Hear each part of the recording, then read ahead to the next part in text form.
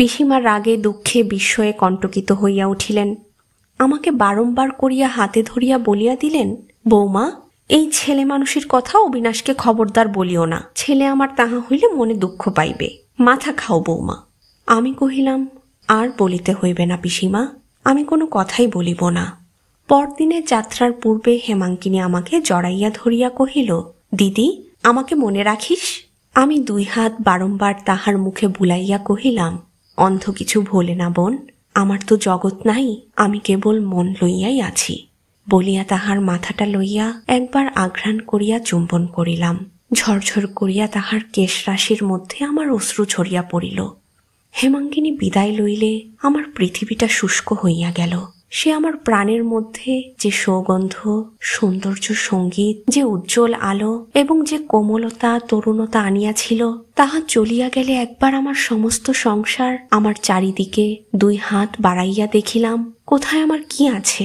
আমার স্বামী আসিয়া বিশেষ প্রফুল্লতা দেখাইয়া কহিলেন, ইহারা গেলেন, এখন বাঁচা গেল, একটু কাজকর্ম করিবার অবসর পাওয়া যাইবে। ঠিক ঠিক আমাকে। আমার জন্য কেন এত চাতুরী? আমি কি সত্যকে ডরাই? আমি কি আঘাতকে কখনো ভয় করিয়াছি? আমার স্বামী কি জানেন না, যখন আমি 2 চক্ষু দিয়াছিলাম তখন আমি শান্ত মনে আমার চির অন্ধকার গ্রহণ করিয়াছি? এতদিন আমার এবং আমার স্বামীর মধ্যে কেবল অন্ধতার অন্তরাল ছিল। আজ হইতে আর একটা ব্যবধান সৃজন হইল।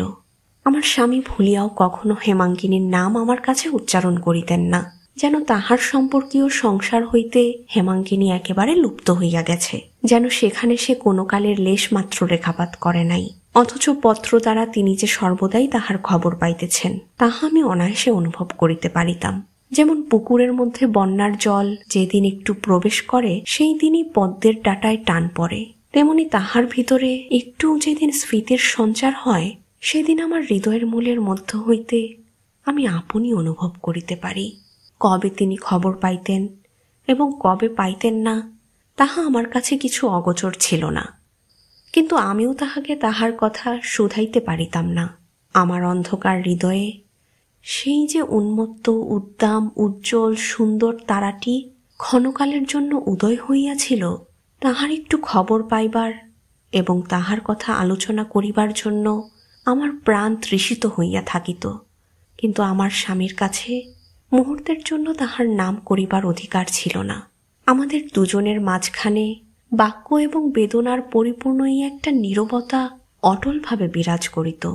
বৈশাখ মাসের মাঝামাঝি একদিন ঝি আসিয়া জিজ্ঞাসা করিল, মাঠা গুরুন, ঘাটে যে অনেক আয়োজনে নৌকা প্রস্তুত হইতেছে, বাবা মশাই কোথাও যাইতেছেন? আমি জানিতাম একটা কি উদ্যোগ হইতেছে। আমার অদৃষ্টাকাশে প্রথম কিছুদিন ঝড়ের পূর্বকার নিস্তব্ধতা এবং তাহার পরে প্রলয়ের ছিন্ন বিচ্ছিন্ন মেঘ আসিয়া জমিয়াছিল। সংহারকারী শঙ্কর নীরব অঙ্গুলির ইঙ্গিতে তাহার সমস্ত প্রলয় শক্তিকে আমার মাথার উপরে জড়ো করিতেছেন, তাহা আমি বুঝিতে পারিতেছিলাম। ঝিকে বলিলাম, কই, আমি তো এখনো কোনো খবর পাই নাই। ঝি আর কোনো প্রশ্ন জিজ্ঞাসা করিতে সাহস না করিয়া নিঃশ্বাস ফেলিয়া চলিয়া গেলেন।